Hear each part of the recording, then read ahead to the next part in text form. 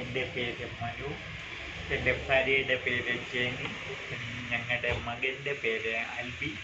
ഞങ്ങൾ ഒരു ചെറിയ കുടുംബം ആണ്. ഞാൻ ബിലൂവേഴ്സിൻ്റെ അടുത്ത് കിഴക്കുമുത്തൂരിൽ ഒരു ചെറിയ സ്റ്റുഡിയോ നടത്തുന്നു.